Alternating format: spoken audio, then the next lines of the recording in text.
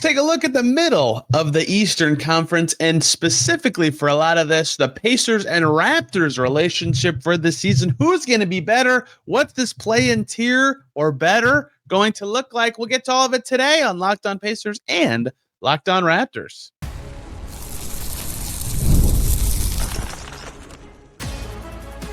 You are Locked On Pacers, your daily Indiana Pacers podcast, part of the Locked On Podcast Network, your team every day. What's up, everybody? Happy Friday, and welcome into another edition of the Locked On Pacers podcast, where we, of course, talk about the Indiana Pacers. As always, my name's Tony East. I cover the team for Forbes, and today, a pivot today was going to be about Pacers killers. My guest got sick, and then I got sick. Weird day. You don't hear the stuffiness probably through the mic, but it's not been super fun. So we're going to pivot really hard. We're going to do Pacers killers and small forwards and shooting guards and a bunch of other fun stuff next week. Today, we're going to talk with Sean Woodley of Locked On Raptors. Him and I recorded this a couple weeks ago, 2 weeks, a week ago. I can't remember. Talking about the middle of the Eastern Conference, specifically a lot of course, talk about the Raptors and Pacers, the teams that we cover, but in particular, that kind of middle tier after the clear contenders. Can these teams reach that contender tier? What's that tier going to break out like? And so much more. Love chatting with Sean. Let's just get right to it. Joining me now is everyone's favorite former proprietor of a gentleman's club in East Toronto. It is Tony East from Locked On Pacers, a favorite of the comments. Far too many people apparently frequented Tony's East back in the day. The comments are going to be a flutter again today, my friend. How are you? We're going to talk some Pacers. What's going on, pal? I forget about this bit every time we chat, and we haven't chatted as much recently. These teams were on the same kind of trajectory for a while. We were overlapping all the time, and then we faded apart. So it's always nice to catch up, Sean. Yeah, buddy. It's a thrill to have you. And yeah, I mean, we'll get into it. I don't think these teams are going to finish particularly close to one another in the standings this year, but I do think they're very much in the sort of middle morass of like 6 or 7 teams that all could kind of finish relatively. We'll get into it. I really want to know what you think. I think I'm high on the Raptors compared to everybody else, and I think I'm higher on the Raptors too. I think I'm a little lower on where the Pacers are going to end up. Is kind of my thing. Continue. But yeah, well, let's start with the thing that you have been driven insane by on your own show. The concept of a gap year. The Pacers are definitely taking a gap year. They're not going to try it all this year. They're not going to do anything of note. They're just going to roll the ball out 82 times and go through the motions until Tyrese Haliburton's back and they can be a basketball team again. Of course, this is, of course, a silly notion. You play basketball even without Tyrese Haliburton. There's plenty to be gleaned and learned and done by this team this year. You've done this on your show. I know you did a crossover with John Corrales from Locked On Celtics, a team that I think is actually going to be significantly worse than the Pacers, by the way. We can get into that too, but like, why does the concept of this being a gap year frustrate you so as the host of the Locked On Pacers podcast? Yeah, it's just like, shut your eyes, go hop on 2K, click simulate. All right, there's the record. Like, it's over, right? Who cares? Their ceiling's gone. Yeah, like, okay, I understand what people are saying, right? If you can't win a championship, you shouldn't exist, man. Yeah, just the way it is. But I mean, no one thought they would win the title last year. They were one game away.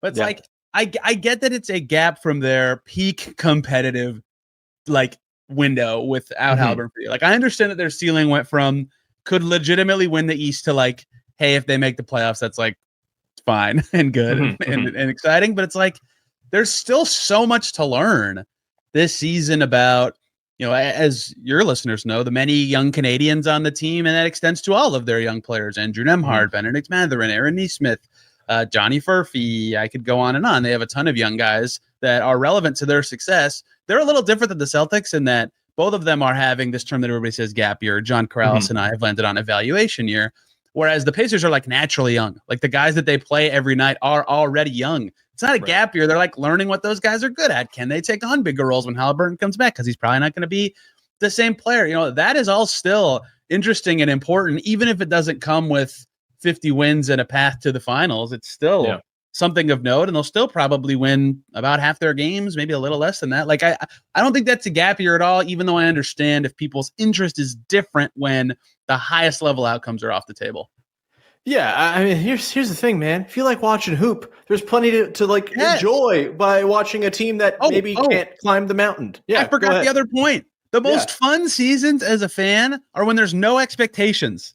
And you're just and like every win is exceeding it, and like every big performance from a young dude is super exciting. Like, I'm not saying it will be more fun because it'll suck. Like when they get their butt kicked by the best teams, it will suck. But there will be fun nights. It's like, oh my God, they beat Minnesota and Obi Toppin at 31 points, or like that. That will be awesome this year for fans. It's also got to be like a nice thing knowing like Tyrese Haliburton's coming back, and like look at the peak of what this team is capable with him. Yeah, it's going to be like a fun hang out in the playground year type of thing. Maybe you're not ascending to anything terribly special. We'll get into it. I think the Pacers are probably a play-in team in the Eastern Conference, but like. That's fine. There's going to be a lot to dig into. I think the guy I'm most excited to watch, Tony, is Andrew Nembhard. Obviously, we can tie this into the Toronto connection by, he's from around these parts and plays for Team Canada and all that stuff. We like to make these loose connections, so we're still on topic. But, he figures to be the guy who maybe has like the most expanded role this coming year. In the absence of Tyrese Haliburton, we've seen him be an absolute demon in the playoffs and like a pretty fine regular season player in the past. What do you expect from the Andrew Nembhard this year? Is it just like he's going to step in and be like a 20-8 lead guard, or is it going to be something a little more muted than that, as he maybe doesn't quite have the total expansiveness of lead guard creation that, say, for example, Tyrese Haliburton brings to the table? Yeah, the two Canadians will see the biggest changes, certainly. Mathurin will go from bench guy to starter with like meaningful scoring role. Like some Pacers fans, especially the ones highest on him, think he could lead the team in scoring. And then Nembhard, it's not maybe like way more. I mean, it's more responsibility, obviously, but it's way different. Like he is the lead initiator every single play, every single time. And I've always been super high on him. And he had that series against the Celtics where it was like, hey, Jrue Holiday cannot stop him. Like he's getting to the rim every single time and scoring 30 points in games. And that has not happened very often, right? That's super rare. And so there's a lot of questions about what lead ball handler Andrew Nembhard's actually going to look like for however many games he plays this season, because many will remember he signed that extension last offseason, right, for whatever it was.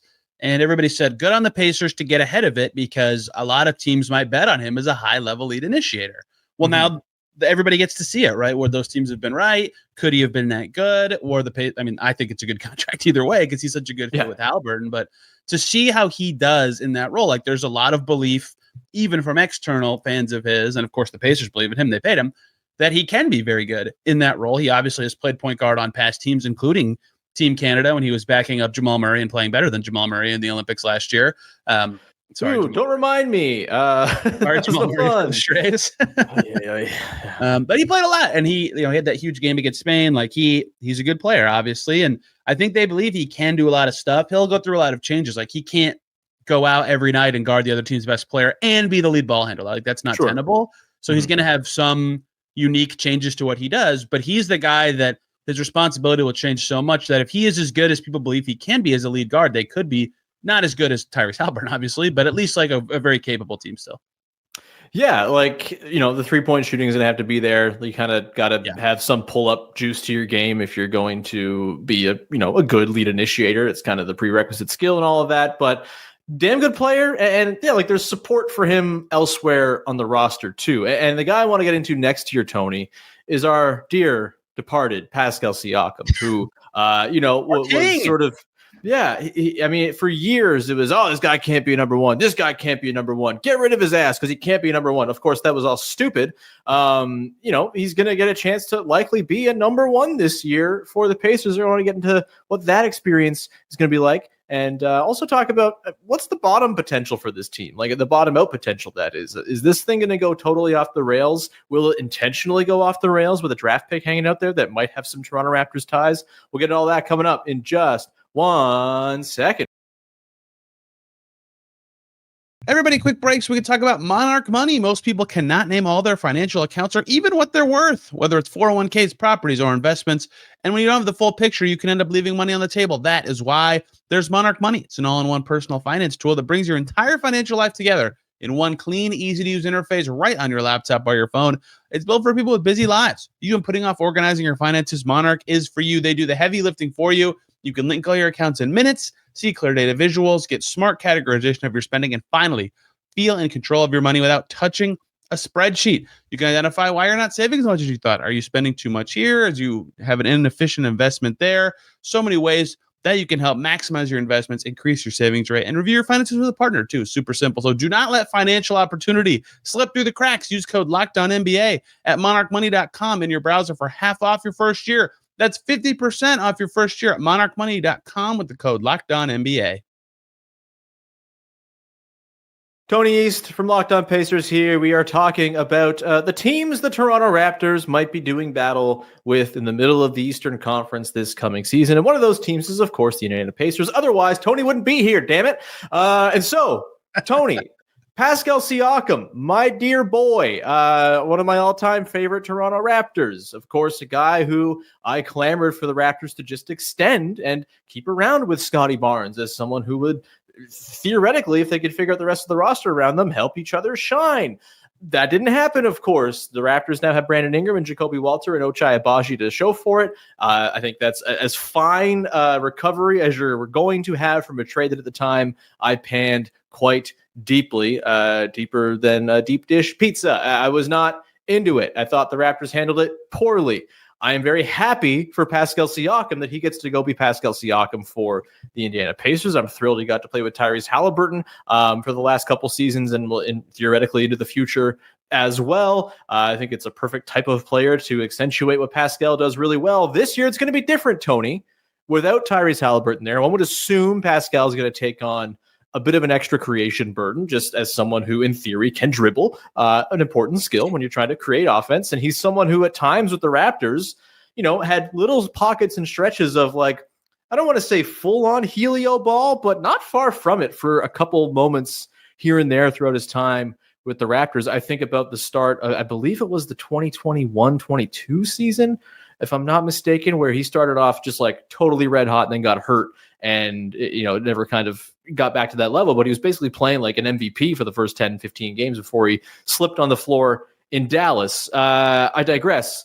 What are you looking for? What are you looking forward to when it comes to Pascal Siakam getting the keys in large part to the offense for the Pacers this year? And do you expect that it will actually kind of take that shape? Or do you think they're maybe just going to kind of give the reins to Nembhard and Mathurin and just kind of have Pascal continue to occupy the sort of secondary role that he's been so damn good in for the Pacers since they acquired him? Yeah, so I actually have questions for you about this, ironically. Please, yeah, because you've seen it. But so first, let me answer that. Like Rick Carlisle did Caitlin Cooper's podcast, shout out to CC the GOAT, and talked about how Siakam is going to be a closer with Nembhard, and like it's very obvious he's going to be their number one option this year. That makes sense. He's, even at times when Haliburton's been struggling, been consistent and been their number one option in the past, not like very infrequently, but still.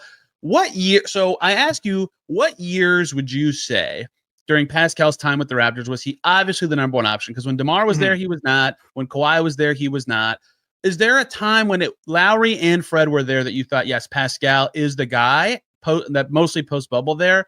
And because I only ask that because the big question I would have about lead option Pascal Siakam, I know he can score very well. He's so crafty. He'll always have spin move, fading something that no one can guard, is passing, right? He has at times with Toronto especially, and granted he played like 38 minutes a game, but put up good assist numbers in a way that's where his success as a Pacers lead option is going to matter, is how much can he handle distributing some, because they're losing a lot without Haliburton. What years would you say he had to have those first option and passing responsibilities with Toronto, if ever? Because they've always had guards who had the ball a lot who were really good as well.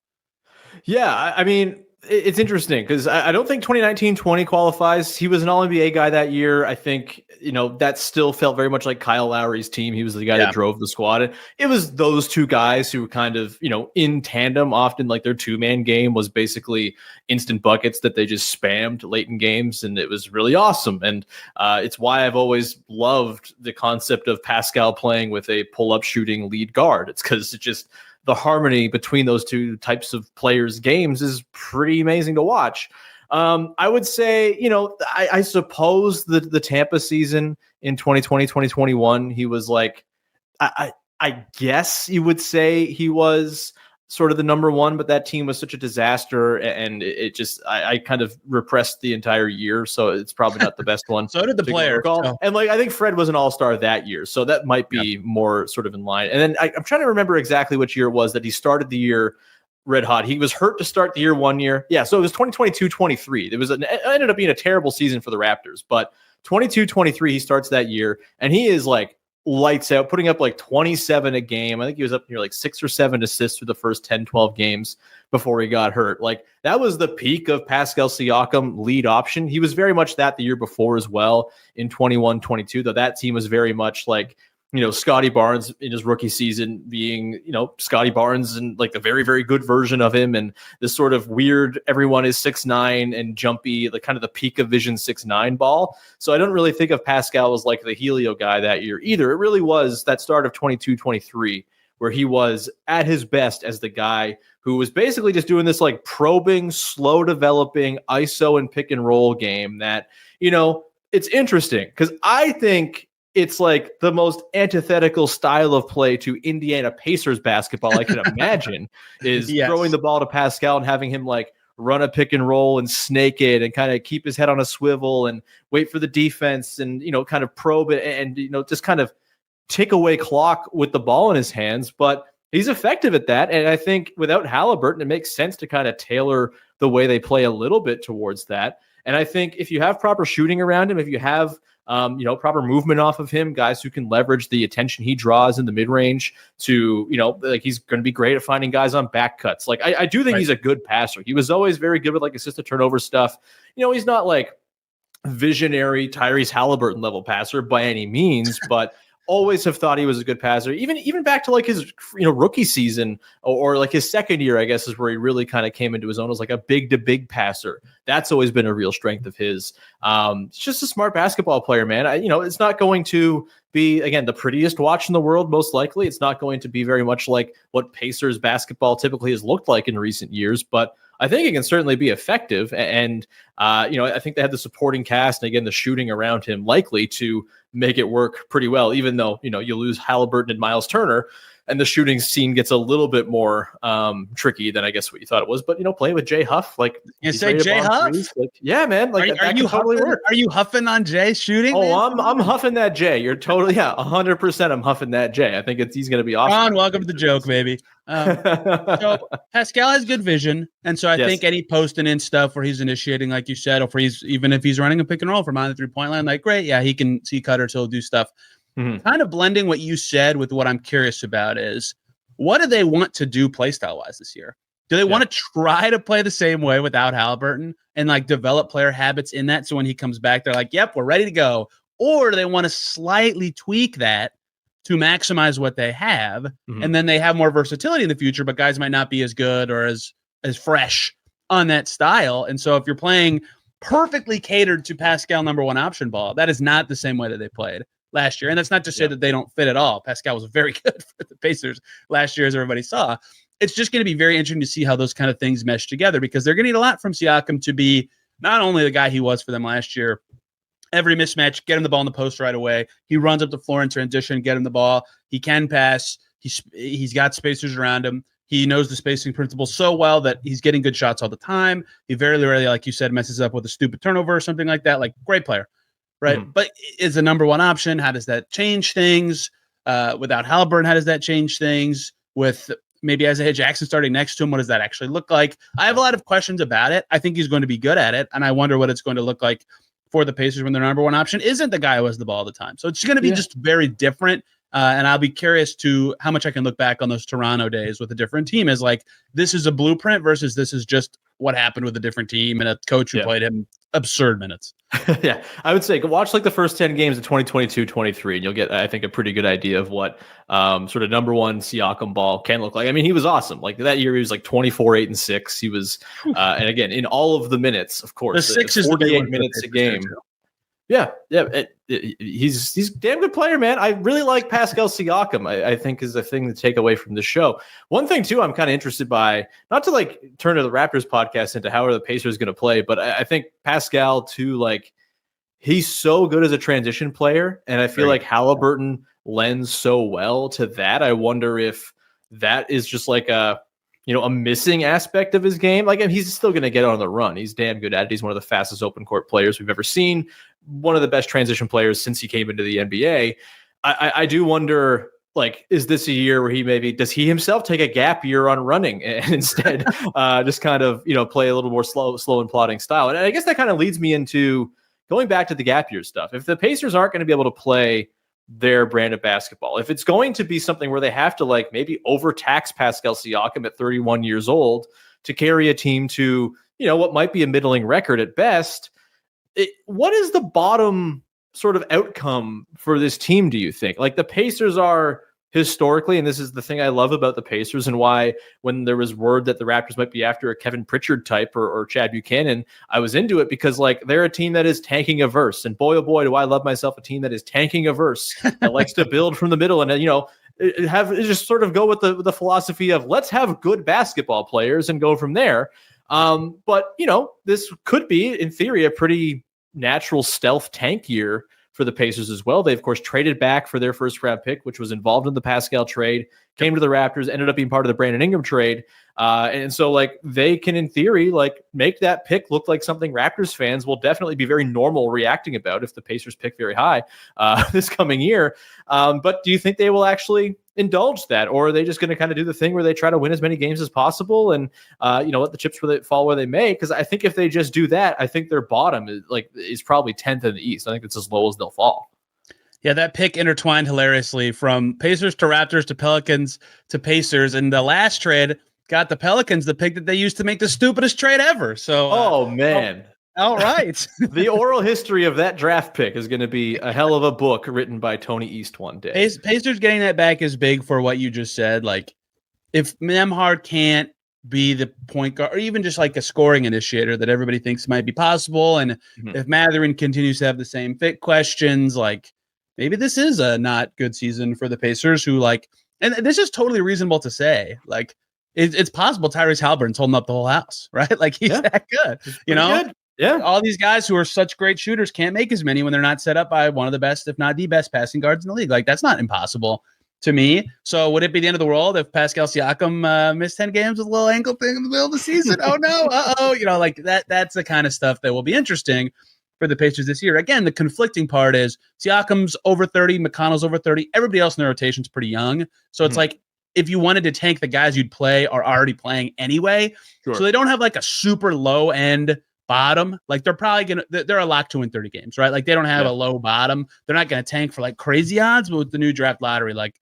I don't think if they had a slow start or had a significant injury, if they thought it'd be the end of the world to win 32 and not make it versus win 40 and be battling for a play-in / make the playoffs again. So is that possible? Yeah, but all their young players are good. Like, I don't think it's possible for them to suck enough for that to be like a high upside pick, just like maybe a decent one.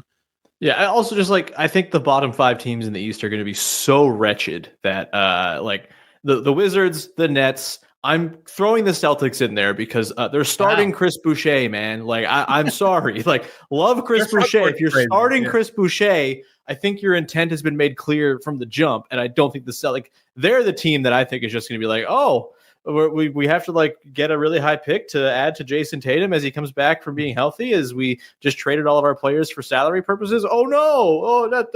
Jaylen Brown, stay out with your extra, few days with a cold 4 times throughout the year, all that stuff. Like, I think they're going to really telegraph this thing to stink. And it might be done for them because, again, they're going to be starting like Chris Boucher and Luka Garza in the front court. But, you throw in the Hornets. I don't believe in the Hornets ever. And I think the Bulls are going to stink out loud this year. Yeah, of course. Well, great. Hornets I'm believe. Officially a Hornets believer. We're talking to a normal person with a normal brain on the podcast. Love to hear it. We're going to come back on the other side, Tony, and talk about who you got. Raptors, Pacers, or apparently the Hornets, because you're a sick person who can't just accept that it ain't going to work. We will come back and do that.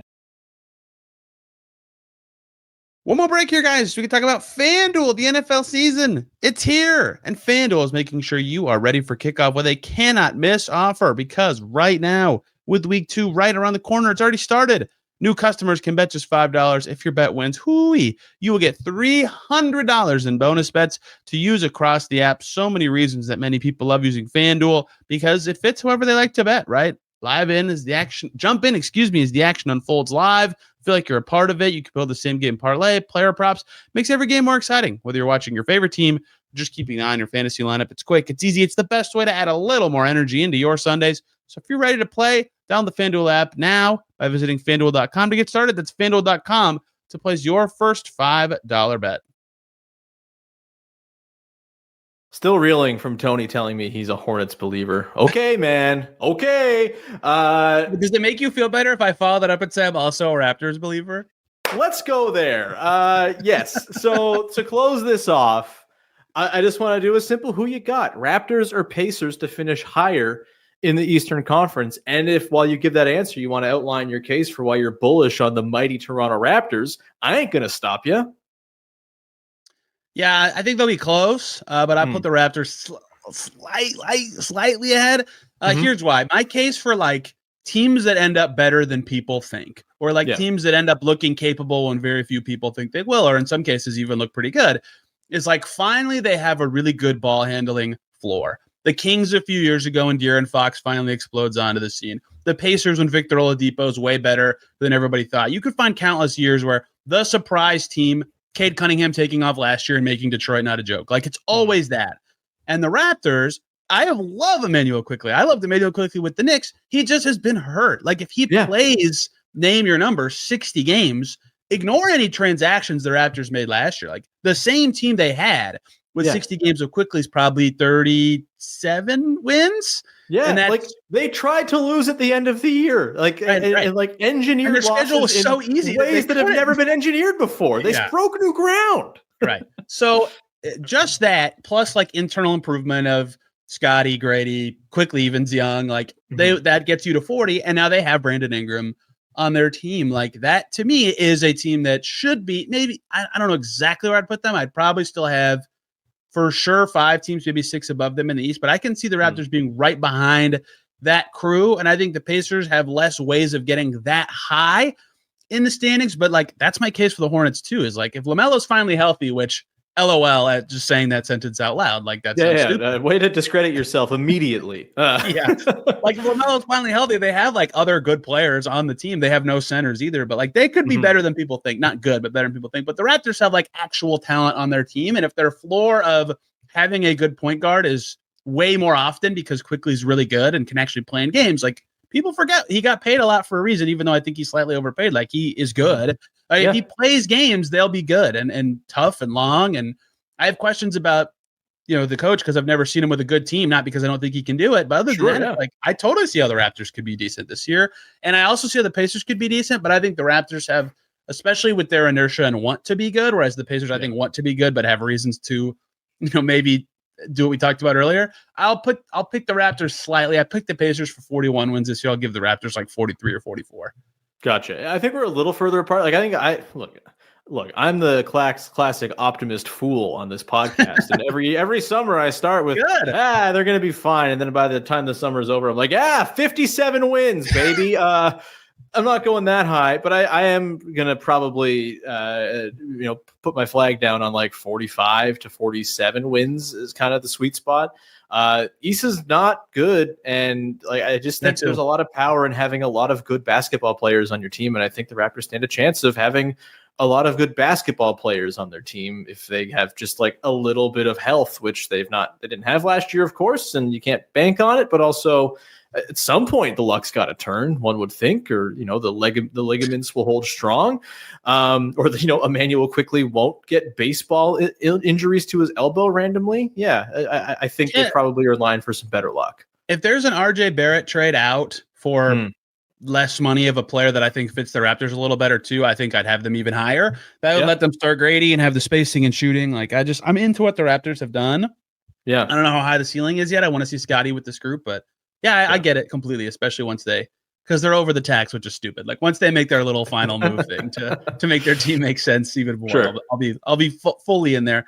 And the other thing is, like, every year people do their over under predictions with the spreads. And people always say, like, with teams that have incentive to not try, they're like, well, they're going to go under because of their incentives. Like the Raptors have less incentive to go down than the Pacers would in theory. Totally, like that's another reason that they could be farther apart than I said. I think the Pacers are going to try more than people think, but as you said earlier, they're always a trying team. But at least I can hear and understand that argument.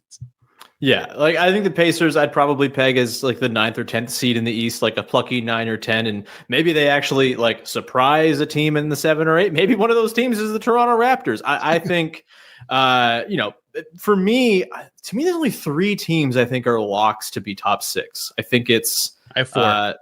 Do you one of these Hawks freaks? Okay. Yes, I am a Hawks freak. Okay, so like for me, it's Orlando, the Knicks, and the Cavs, and beyond that, pretty confident in the Pistons, but not like totally. I don't know, man. I feel like not enough is being made. We'll talk about this. I'll try to get Koo from Locked On Pistons on at some point here. Like, I feel like not enough is being made that they're losing a Klay Thompson level season from Malik Beasley and just like, we'll replace that with Duncan Robinson and Karis LeVert. I make the same case for them. I've made the Pacers for the last few years. Like all their good players are young. Like Cade, Duran, and Asar, and Holland. All these players should be better. Like that should offset any losses. I can't say the same about the Bucks, who are both like, no, I don't know. Yeah. The Bucks, we'll talk about the Bucks at some point too. We'll try to get Camille on. But when it comes to the other thing too with the Pistons is like if you don't like the Raptors fit because of shooting concerns, I don't know, you're rolling out Duren and Thompson and Holland together. Yeah, right. Could get dicey, man. I don't know. I just like I feel like they're the classic. They had a really fun year. They're set up very well for the future, but maybe there's a bit of a letdown now that they're not a surprise type of team anymore. And I just think it's going to be so clustered between 4 and 10 that the difference between those spots could be like 4 wins, which like, what are we really talking about here? It's so amorphous. It all comes down to, does a guy miss a week at the wrong time, that type of stuff. But I do think the Pacers just like, because of their mild incentive to maybe not be so good, if they choose to kind of go that route and just, not having Haliburton's a big deal. I do think I have them pretty much significantly lower than the Raptors. If I'm, game planning it out, I think the Raptors are like, I'm going to sound like such a homer, but I'm like 5th or 6th is kind of where I have them finishing in the East. I think my range for the Raptors would be like 6 to 8. Yeah, that's fair. In the Raptors Bucks Heat tier would be my tier of. Yeah, I think 5, 6, 7 is kind of where I'm kind of lower on the Heat than everybody else. Maybe I should. Me too. I'm sorry. I watched Davion Mitchell start for my basketball team all year last year. Not fun.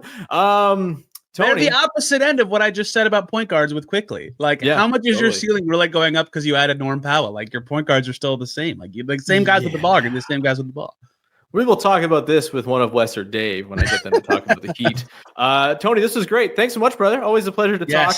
We did it. And, yes, we did. Hopefully we do it again more this year as the Raptors and Pacers do battle in the mushy middle of the Eastern Conference. If you have memories of Tony's East, let us know in the comments. Anything you want to promote for the good people out there? No, if you want to hear about number one option, Pascal Siakam, Locked On Pacers is the place for you. But it is off-season mode, so I can't even tell you what's coming up. It'll be flying by the seat of our pants, baby. Let's go. The offseason really is a choose-your-own adventure, ain't it? We're going to talk about this today, or I'm going to talk about that. Like, you know what? Let's talk to Sean about Pascal Siakam as the number one option. So yeah, 100%. Tony, you're the best, man. Talk soon. Thanks everyone for rocking with the show. Please follow, subscribe, rate, review, tell a friend, etc., etc.